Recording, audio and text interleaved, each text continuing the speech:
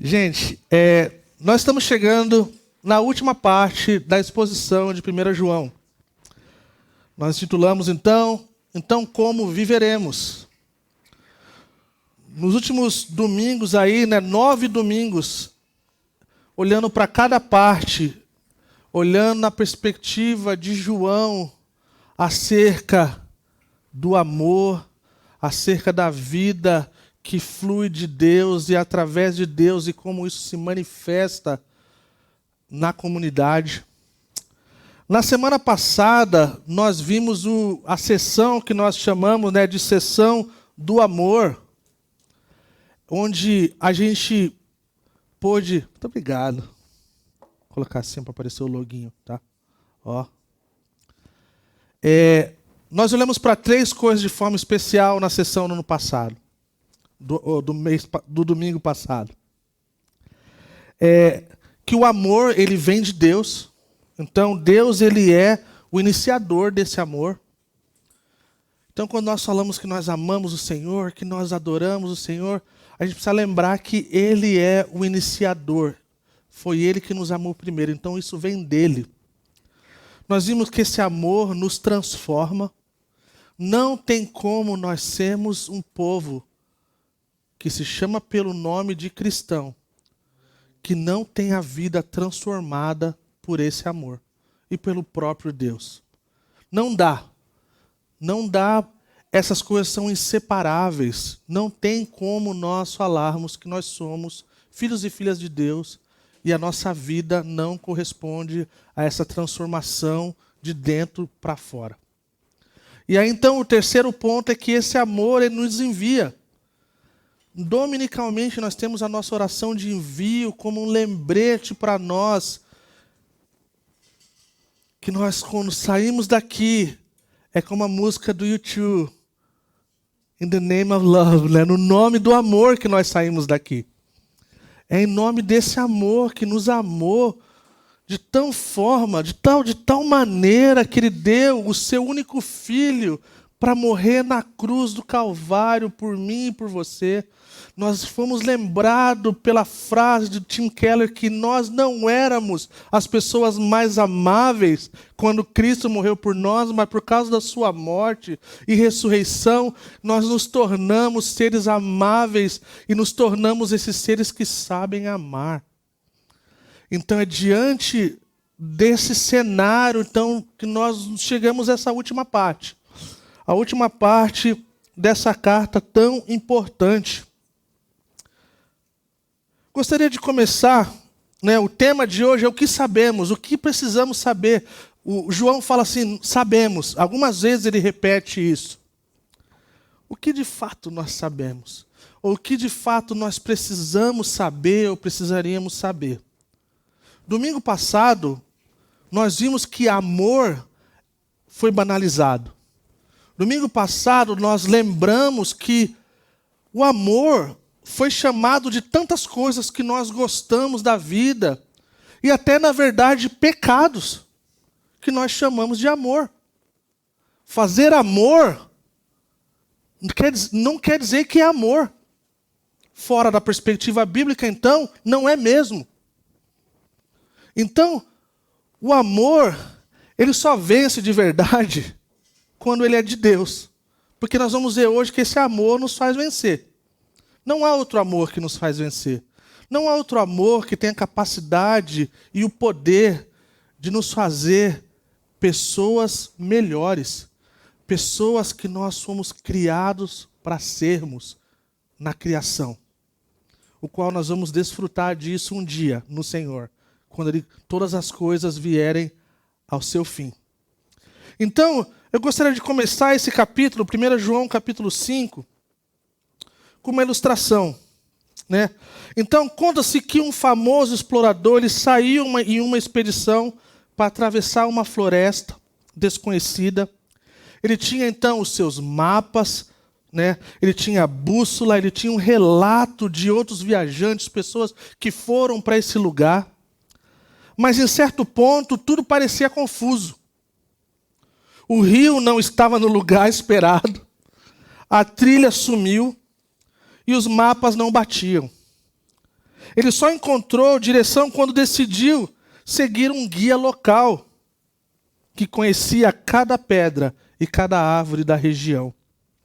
Assim também é a vida cristã. Temos vozes, muitas opiniões, mapas humanos,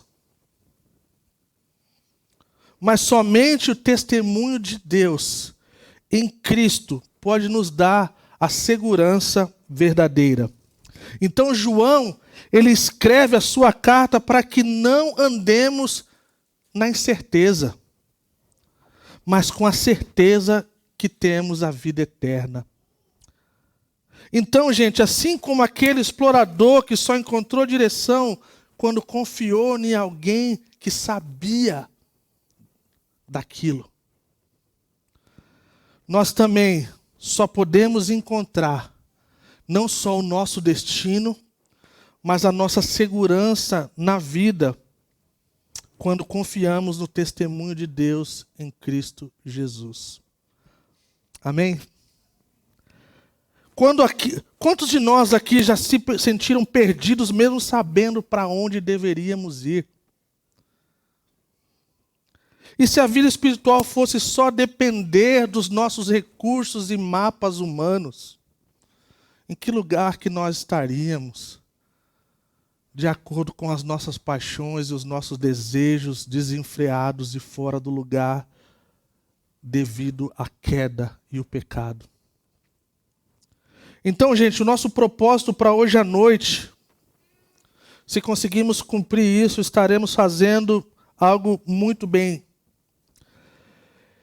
É mostrar que nascer de Deus nos dá amor, vitória, certeza e confiança.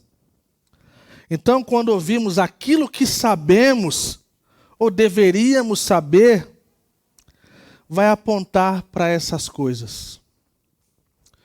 1 João, capítulo 5, versículo 1, diz assim: todo aquele que crê que Jesus é o Cristo é nascido de Deus. E todo aquele que ama, o Pai ama também o que dele foi gerado. Todo aquele que ama o Pai, ama também aquele que foi gerado. Vamos orar. Senhor, nos achegamos diante de Ti mais uma vez, Senhor, e pedimos para que o Senhor traga clareza para nós, entendimento, Senhor, que o Senhor possa usar a Sua palavra, Senhor, e transforma-nos, Senhor. Muda os nossos corações, muda a nossa perspectiva, Senhor.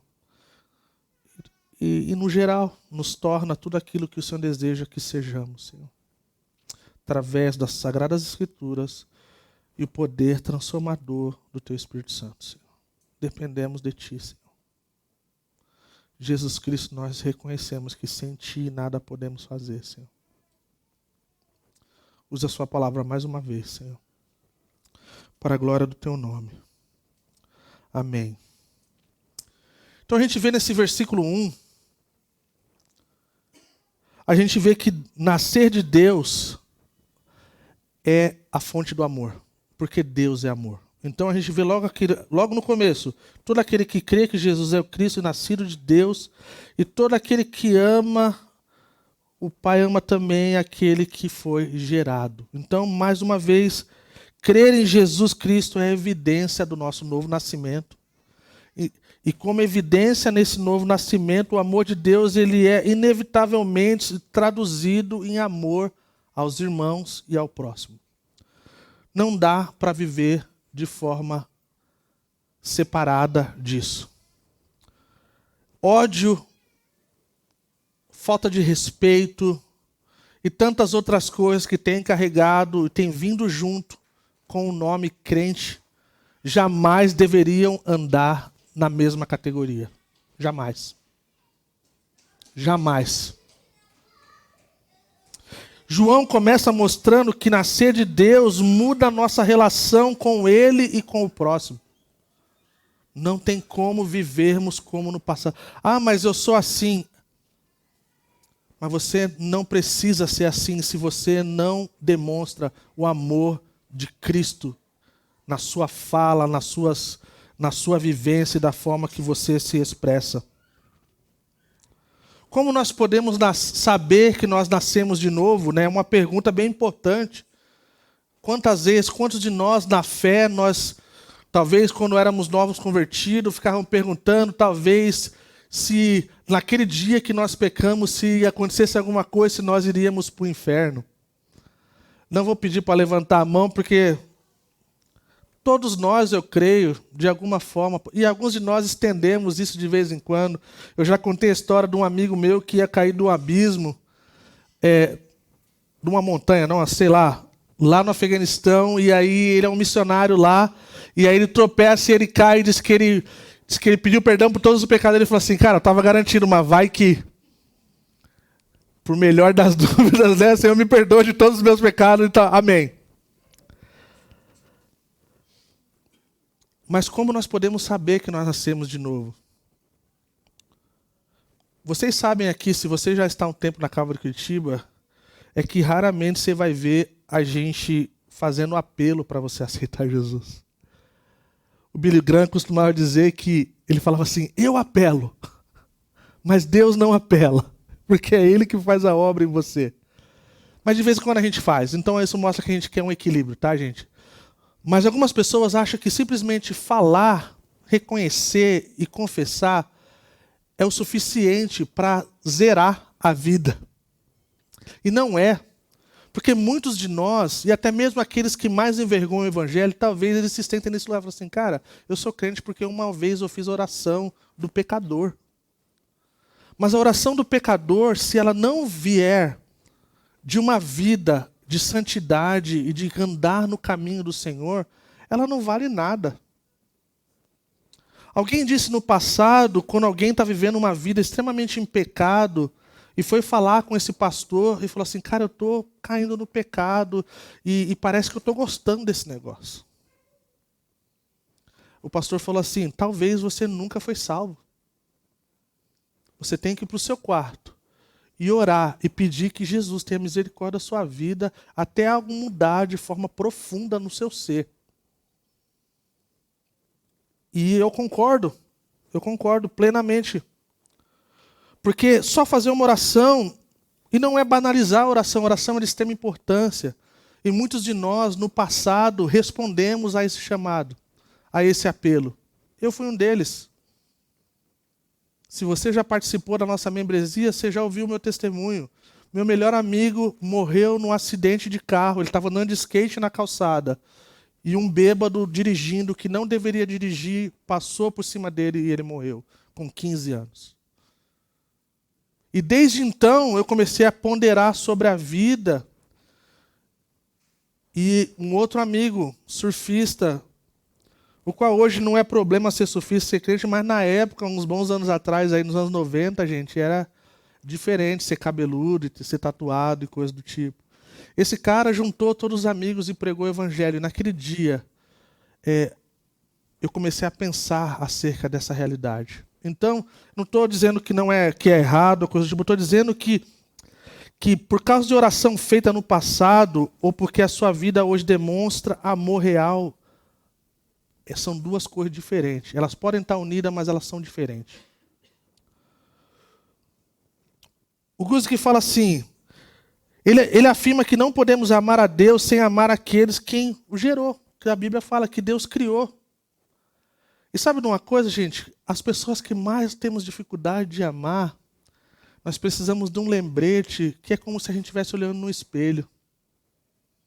Isso é doloroso para a gente. Sabe por quê?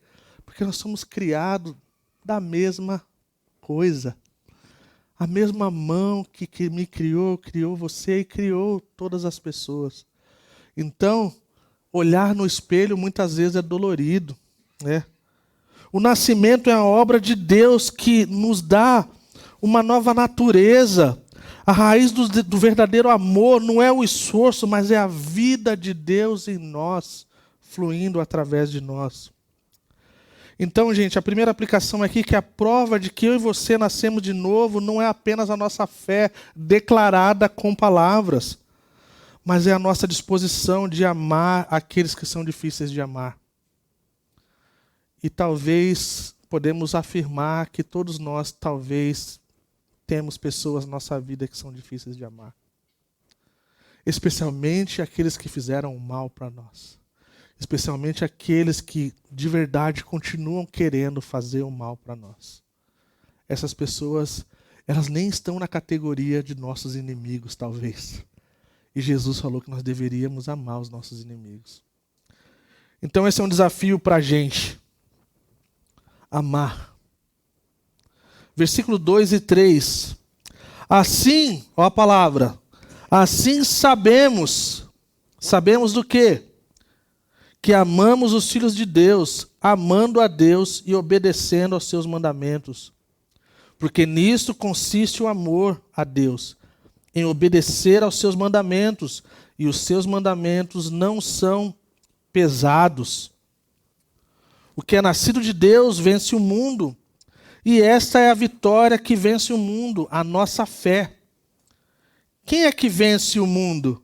Somente aquele que crê que Jesus Cristo é o Filho de Deus. Então ele faz a pergunta e já responde e remete de novo a essa coisa. Então, olhando o versículo 4 e 5, e na verdade olhando o versículo 2 adiante, nós vemos que o amor de Deus, ele se manifesta em obediência. Parece ser repetitivo, mas é repetitivo mesmo, gente. É uma coisa pedagógica, de repetição, para fazer com que isso desça do nosso intelecto para o nosso coração e assim se torne prática nossa. Os mandamentos não são pesados. Quando coisas acerca de Cristo parecem pesadas para nós, talvez é um indicativo de que nós estamos tentando fazer a nossa própria carne, do nosso próprio esforço. Porque o seu jugo ele é leve, o seu fardo é suave. Quando nós queremos fazer assim, nós entendemos que nós precisamos abrir a mão e baixar a guarda e pedir ajuda do Senhor. Isso é assim até com o pecado, gente. Tentar lutar contra o pecado somente na nossa força a gente perde. A gente precisa ir diante do Senhor e pedir ajuda. Né? Então, gente, esse amor, ele não é abstrato. Ele se move em obediência, ele é revelado em obediência. Então, se você sente que os mandamentos de Deus é como um peso ou como um privilégio? É uma pergunta digna de ser respondida. Será que é um peso para a gente vir domingo para a igreja? Será que é um peso para a gente abrir mão de algumas coisas por amor a Cristo e a sua igreja? Será que é difícil para a gente abrirmos mãos de coisas que nós amamos, que talvez deveriam ter outro adjetivo? O Keller falou assim como uma relação de amor, marido, esposa, pais e filhos, os mandamentos não são vistos como prisão, mas como expressão do amor, assim também com Deus. Gente, nós podemos ser honestos que muitas vezes pode parecer um fardo para a gente, a nossa família. Tem dias que são terríveis. Tem dias que eu não consigo entender como alguém que não conhece a Cristo pode ser um pai, um marido ou uma esposa, gente. Várias vezes eu penso nisso. Quando meus filhos nos tiram do sério, eu penso, cara, como alguém sem Cristo responderia a essa realidade? E quando você olha o jornal, você tem a resposta. Gente, é surreal. Pais matando filhos, cara. Jogando pela janela. Fazendo um monte de atrocidade, gente. Você viu? Não faz sentido. E vice-versa.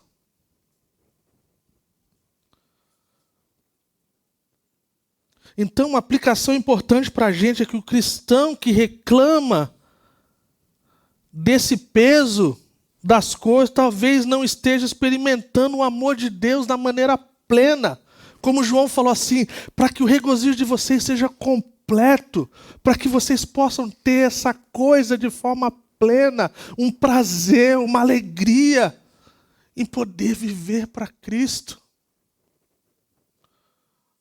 E então a gente vai poder saber lá no fundo do nosso coração, numa frase que é muito importante para nós como Calvary Curitiba, de que o nosso fundador, o pastor Tchek, falava assim, só o que for feito para Cristo vai permanecer até o fim, gente. De toda a nossa vida, de todas as coisas mais incríveis que eu e você podemos fazer aqui, todas as outras coisas vão queimar, vão ficar para trás, mas o que foi feito para Cristo vai permanecer. E isso, para alguns de nós, vai ser uma forma de um legado para as próximas gerações, se o Senhor nos der a graça de vermos outras gerações.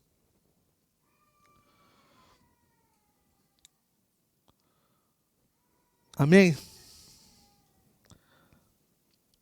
Quem nasce de Deus vence o mundo pela fé.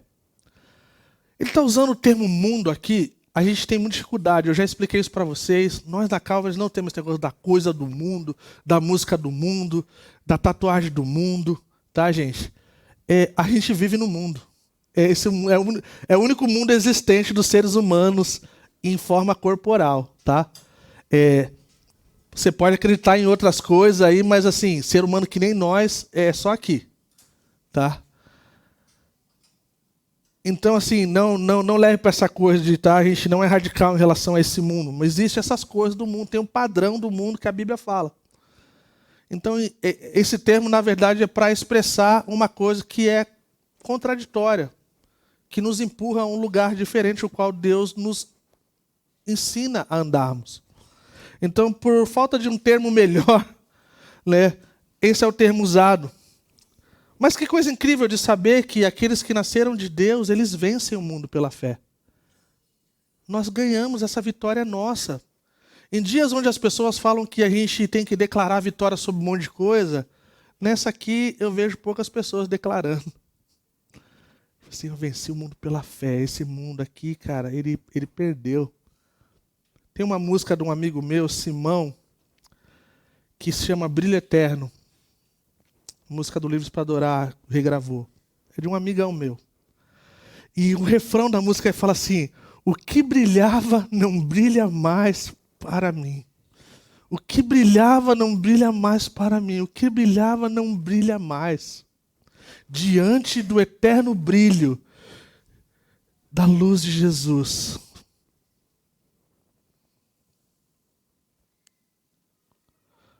Então a pergunta, mais uma das tantas perguntas que nós temos para hoje à noite é: onde você tem sentido que o mundo parece maior que a sua fé? Que parece que você não tem vitória nisso? Que você parece sempre estar perdendo diante dessa coisa?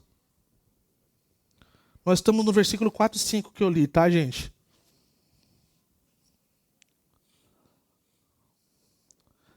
De forma prática, não é a força da sua fé, mas é a força de Jesus, que em sua fé é firmada. É nele, porque dele, por ele e para ele são todas as coisas. Eu e você não temos o poder e a capacidade de fazer coisas da forma que Cristo tem. E isso é incrível para nós, porque nos coloca no lugar correto de sermos seres falhos, imperfeitos. Mas Ele é perfeito, Ele nunca falhou e nunca vai falhar. Então, por causa disso, Ele merece a nossa confiança. E já provou que tem poder para fazer qualquer coisa que Ele quiser. A fé é o instrumento da vitória, gente. Não pela força em si, mas porque a fé se agarra a Cristo, o vencedor. Toda vez que eu ouço a palavra vencedor, me lembro daqueles hinos do fogo dos irmãos pentecostais. Vencedor, campeão, e a coisa segue. Fui num culto carismático ontem, então estou meio...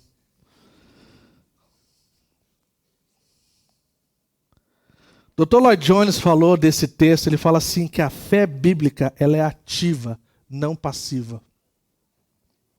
É confiar, é depender e perseverar em Cristo apesar da oposição do mundo. Então a nossa vitória, crentes em Jesus, escutem isso. A vitória do crente não é a ausência de lutas, dor ou sofrimento. Isso que estão oferecendo é mentira, não é verdade. Mas a certeza que nós temos diante das Escrituras, em Cristo, que o resultado final já está garantido. Que nós já sabemos o final desse filme, gente. Lá no final desse livro está dizendo que Cristo venceu e o seu povo venceu. Se isso não mexe com as nossas emoções e as nossas afeições, nós precisamos de um check-up do nosso coração. Porque talvez nosso coração precisa ser amolecido.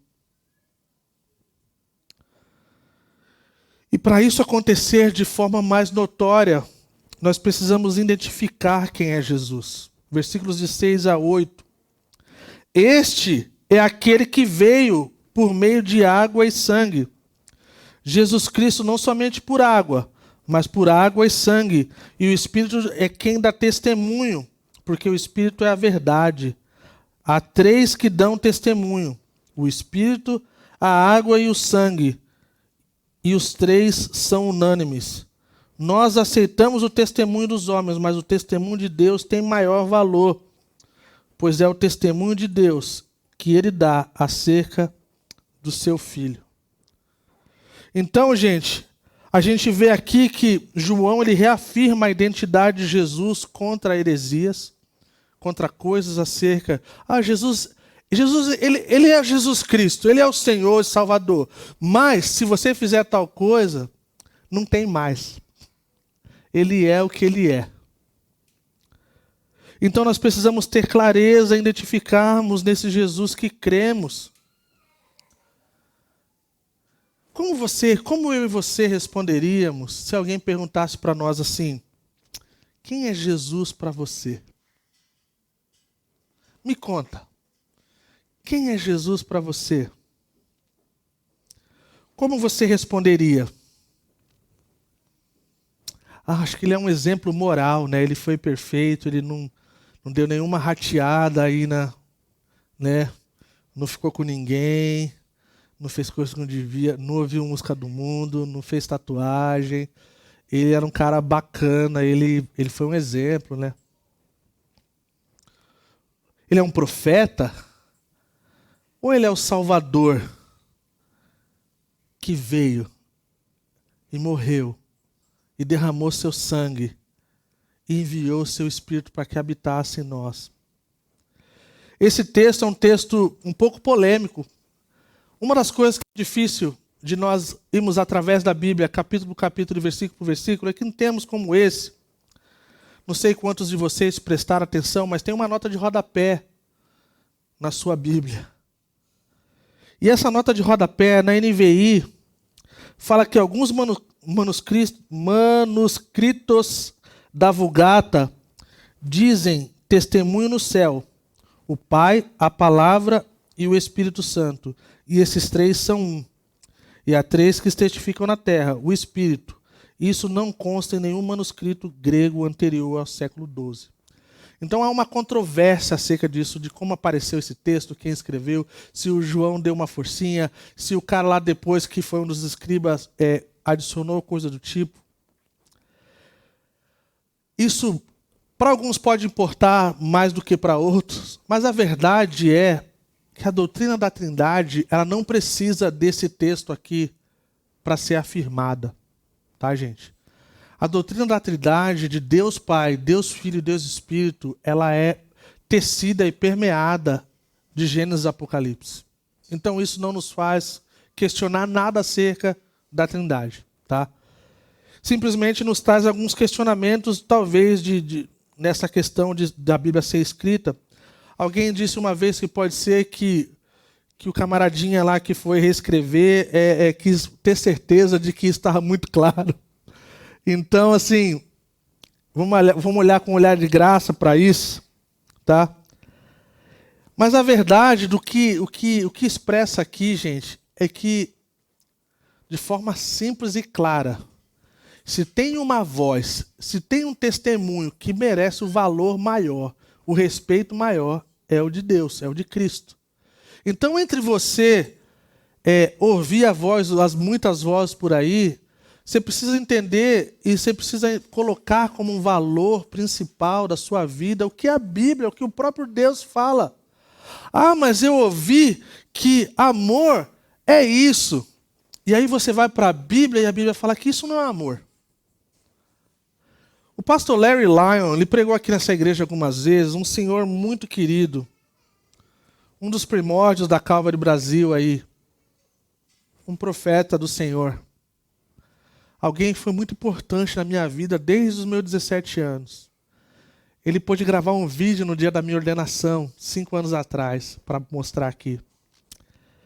Ele falava uma coisa que eu amo até hoje, nunca vou esquecer. Ele falou assim, quando você estiver diante de algo na Bíblia e parecer que a Bíblia está errada, preste atenção numa coisa. É os olhos e a pessoa que está lendo a Bíblia que está errada. Porque não existe erro diante das Escrituras. Ela é inerrante. Ela é infalível. Então, olhando para essa realidade, né, nós precisamos olhar da forma que nós temos confiado e valorizado as palavras dos outros. Isso nos coloca num bom lugar, gente. Você pode perceber, eu já falei isso e volto a dizer, você não vê a nossa equipe pastoral mandando você fazer coisas, desmandando. Talvez para algumas pessoas sente falta disso, mas assim, não vai ter. Tá, gente? Eu já contei para vocês uma vez que um cara veio para mim e falou assim, sabe uma coisa que eu não estou gostando da Calvary? Eu vim da minha igreja lá, eu gostava quando mandava eu fazer as coisas. Que eu ia lá e fazia, eu obedecia. Agora ninguém manda nada, eu não quero fazer nada. Sabe o que eu quero agora? Eu quero vir para a igreja, eu quero tocar quando eu quiser. Eu quero vir para a igreja quando eu quiser e eu não quero que ninguém nem mande mensagem para mim perguntando o que aconteceu quando eu não vim no domingo passado. Falei, cara, procura outra religião, mano. Porque no cristianismo, tipo assim, mano, não dá. Não dá, cara. Simplesmente não dá. Entendeu? Então, gente, confiar na nossa realidade ou nas coisas que nós cremos precisa passar no filtro do Senhor, no filtro das Escrituras. Então, ele usa uma palavra forte aqui. Porque se nós damos ouvidos ao testemunho dos outros, dos homens, nós fazemos ele mentiroso. Fazer Deus mentiroso é uma palavra forte, gente. No Antigo Testamento, pessoas que se passavam por Deus ou falavam em nome de Deus, os profetas, se eles falassem coisas erradas que não era o Senhor que havia falado, eles podiam ser apedrejados conforme a lei. E talvez é por isso que hoje falar em nome de Deus ou falar assim diz o Senhor não tem peso algum. Não tem peso algum, gente. Quando os profetas iam diante de uma nação e chamando a nação ao arrependimento, a terra e o povo tremia. Porque sabia, não tinha motivos para não duvidar daquilo. E as coisas mais bizarras podiam acontecer, como aconteceu no passado. E até no Novo Testamento teve gente que morreu por mentira. Mas parece que a gente perdeu o temor. No Novo Testamento, gente, lá no livro de Atos. Então, será que na prática estamos tratando Deus como mentiroso quando não confiamos em sua palavra? Somos uma igreja que ensina a Bíblia dominicalmente, expositivamente, sistematicamente, mas lá no fundo, algumas coisas a gente relativiza, algumas outras coisas a gente não leva tanto a sério. Alguém disse que a incredulidade, ela não é simples duvidar. Não é uma dúvida. é chamar Deus de mentiroso. Cara, isso é forte, gente. E eu sempre vou repetir isso, gente. Questionar, trazer dúvidas, não é um problema se o seu coração está num bom lugar. De querer saber das coisas, de querer entender o que é a verdade, de querer entender que talvez a gente não está num bom lugar. Isso está tudo bem. Eu vou sempre dizer que vocês vão ser sempre bem-vindos a vir falar conosco. Mas não venha com o seu coração orgulhoso. Não venha com o seu coração numa forma de que as coisas têm que ser do seu jeito. Porque nem para nós, como pastores, é do nosso jeito. E nós não queremos que seja do nosso jeito. Nós queremos que seja o modelo de Deus. Da forma que Deus deseja, o máximo possível, gente. A fé, ela não é irracional. Ela é resposta adequada ao testemunho próprio de Deus. Ela não é louca. Nós não precisamos ser xaropes para termos a nossa fé num bom lugar, biblicamente falando.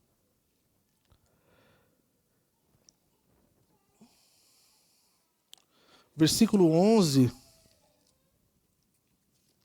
diz assim: e esse é o testemunho, Deus nos deu a vida eterna e essa vida está em seu Filho. Quem tem o Filho tem a vida e quem não tem o Filho de Deus não tem a vida.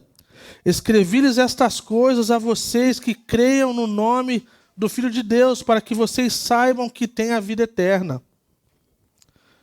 Então a vida eterna não é uma promessa vaga, mas é uma posse presente em Cristo.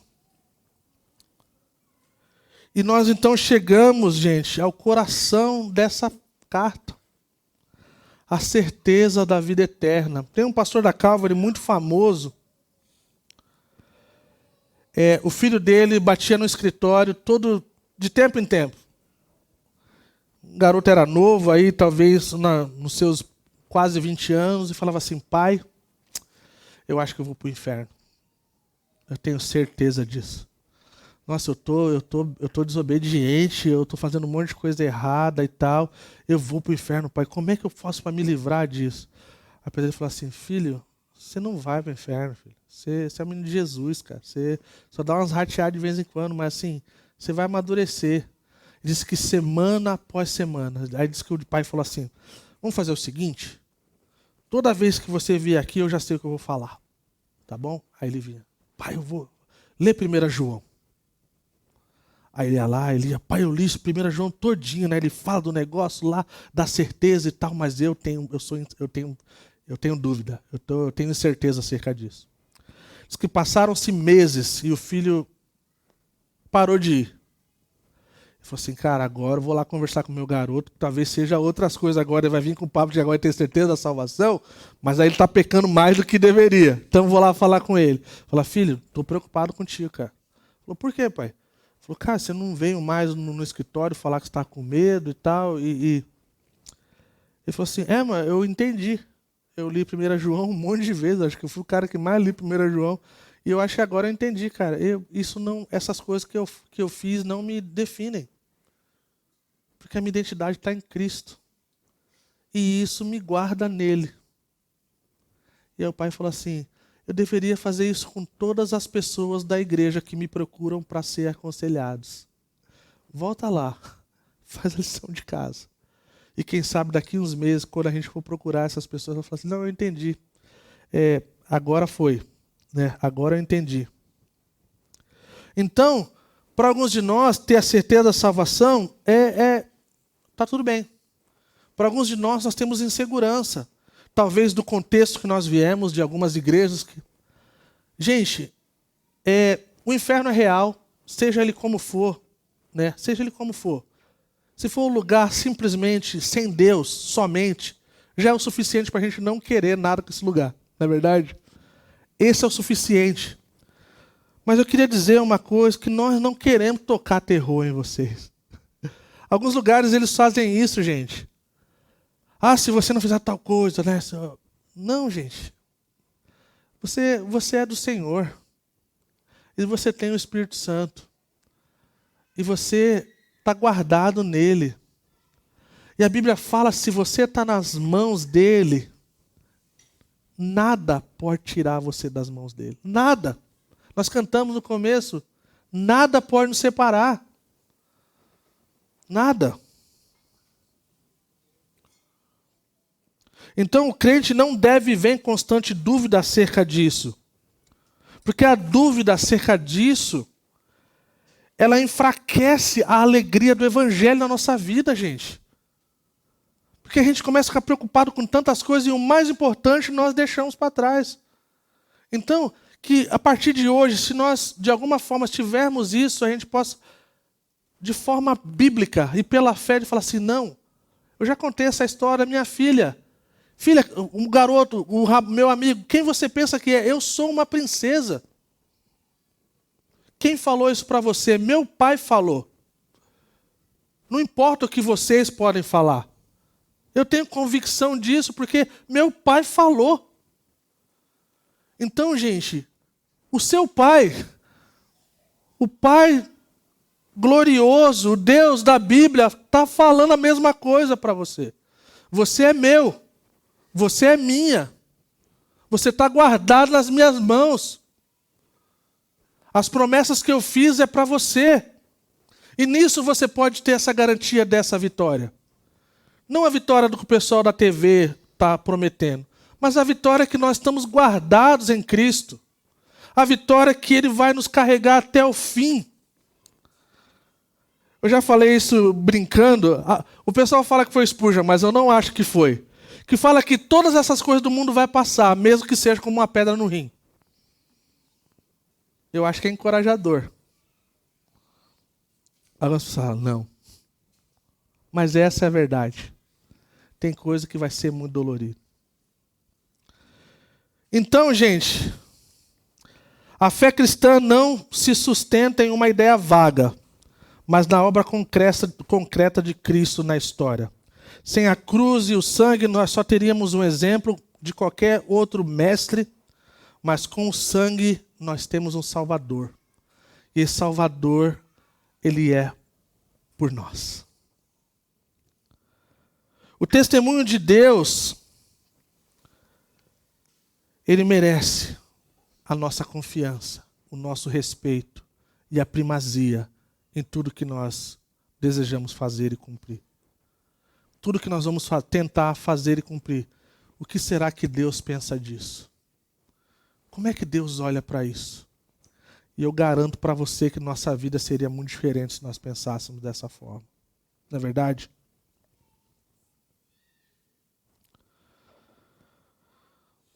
Então nós temos essa certeza na vida, no Filho. Para a glória de Deus, a vida eterna não está em rituais, em coisas que nós fazemos, mas está no próprio Cristo. O próprio Senhor. O Keller falou assim, muitos vivem em ansiedade espiritual, porque baseiam a sua segurança em sentimentos, não na obra concluída de Cristo. A obra concluída de Cristo é essa. Nós somos dele. Ele pagou o preço que nós não poderíamos pagar. Ele deu a sua vida por nós e nós podemos dar a vida para ele. Amém? Indo para a última parte, versículo 14 e 15. Essa é a confiança que temos ao nos aproximarmos de Deus. Se pedirmos alguma coisa de acordo com a vontade de Deus, Ele nos ouvirá. Mais uma vez a palavra aí, e sabemos que Ele nos ouve.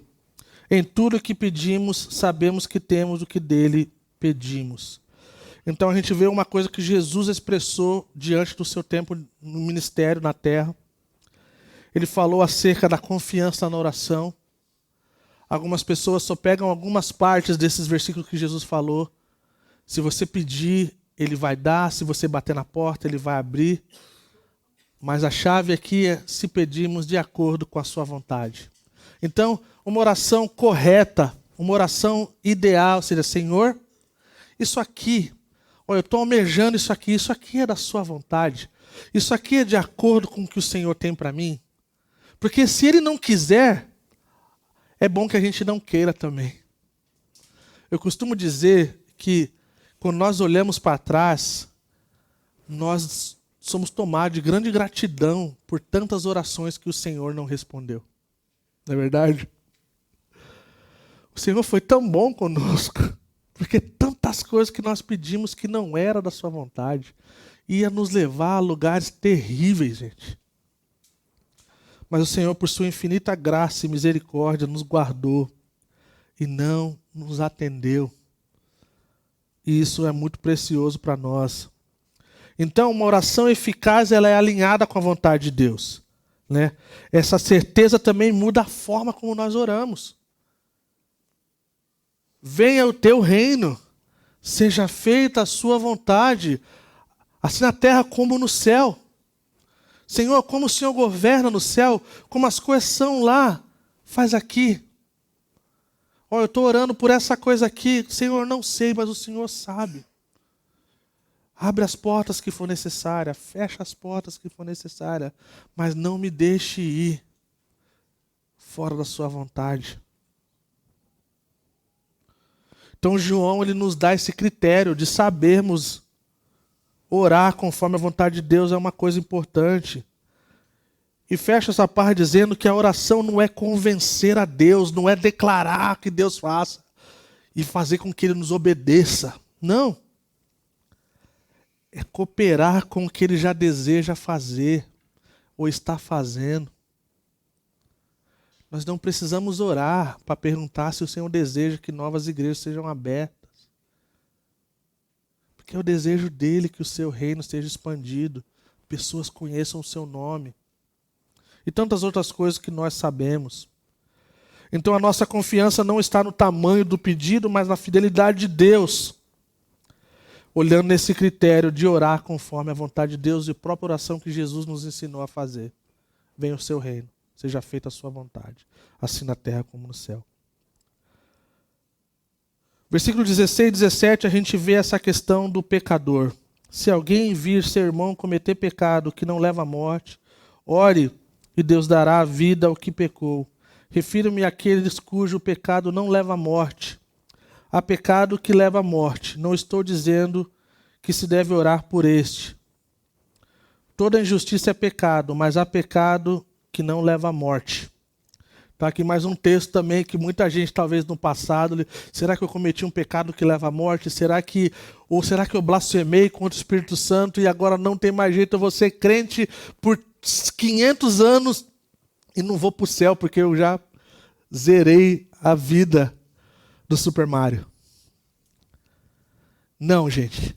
Se você tem a consciência e você tem alguma coisa lá no seu coração apitando e dizendo para você que você está fazendo coisa errada, você está ouvindo uma voz, e essa voz ela é correta. E é bem provável que seja o Espírito Santo, aquele que convence do pecado, da justiça e do juízo. E nós devemos orar. Como nós não sabemos quem pecou para a morte ou quem pecou para a vida, seja o que for, nós devemos orar pelo irmão pecador. Essa é a verdade. Então, como nós não somos seres que sabemos essas coisas, nós oramos por todo mundo. Tá bom? Porque o amor cristão ele não é indiferente. Ele ora, ele luta pelo irmão em pecado. O amor cristão se expressa também na oração persistente por irmão que está caído. Terminando, versículos 18 a 21, vemos a nossa permanência em Jesus e o que nós devemos evitar. Diz assim, mais uma vez a palavrinha, sabemos que todo aquele que é nascido de Deus não está no pecado.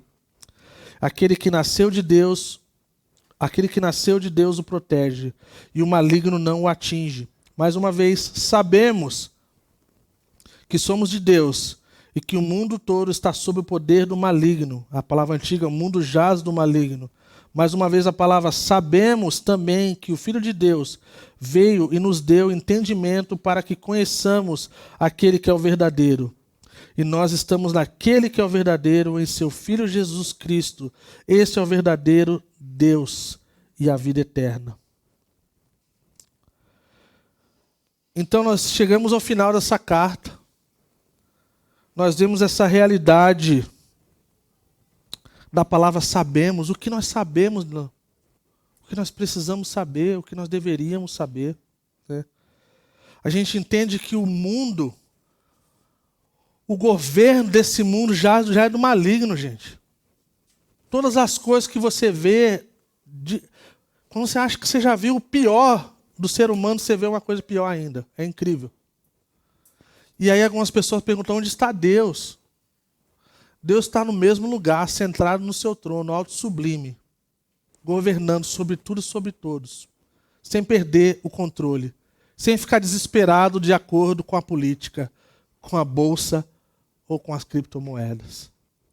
Ele continua sendo o mesmo, ontem, hoje e sempre. Então, quem é nascido de Deus não vive no pecado. Essa é a palavra habitual. Qual a diferença? Nós pecamos, mas aquele que vive no pecado, esse é desse que João está falando. E aí, então, João conclui com um alerta de extrema importância. Parece um final abrupto, pensando todas as coisas, falou tanto sobre o amor, falou tanto sobre a certeza da salvação, das coisas que são importantes que nós sabemos, né? Sabemos que somos de Deus e que o mundo já é do maligno. E aí então ele lança no meio disso, no versículo 21, queria chamar o pessoal. Filhinhos, guardem-se dos ídolos. Quais são os ídolos modernos que mais ameaçam o nosso coração? Sucesso, dinheiro, prazer, reconhecimento. Ah, mas eu não acho que isso é errado. Pois é. A Bíblia chama isso de errado. E eu estava conversando com um pastor amigo meu um dia desse, interessante, na parábola do semeador, ou do lado dos solos, né, das terras, fala que uma das coisas era o desejo do enriquecimento. A gente acha que é um lance de evolução, né? Tipo assim, que legal, fulano tá crescendo, né? Tá perto do primeiro milhão. Que é uma coisa grande nos dias de hoje, né? Mas, cara, se isso for te levar para distante, longe do Senhor, cara, não é esse lugar. O Keller, no seu livro Falsos Deuses, que eu super recomendo, se você tem gostaria de ler um pouquinho mais sobre ídolos, a gente vê que não são imagens somente como nós lidamos com a questão dos católicos, né? Nós evangélicos temos tantos ídolos, tanto quanto. E precisamos nos arrepender deles, né? O Keller fala que todo coração humano fabrica ídolos. Por isso precisamos constantemente voltar a Cristo como nosso verdadeiro Deus e vida. Seja qual for o ídolo do seu coração, seja ele o desejo demasiado e desenfreado por sucesso, dinheiro, prazer, reconhecimento, status. Ou do outro lado, uma apatia que você já não sente mais. O seu coração está em falência. Eu queria fechar dizendo que o Senhor, Ele olha para você e Ele se compadece. E Ele é capaz de mudar o seu coração. E Ele deseja fazer isso. E te levar a lugares, esse caminho de bênção e de paz. Como Ele faz com as suas ovelhas, como no Salmo 23, que fala que Ele nos leva às águas tranquilas e aos pastos verdejantes. E Ele nos leva a esse lugar de arrependimento. Vamos orar por um instante, pessoal. Nós vamos cantar já. E nós vamos para o período da ceia.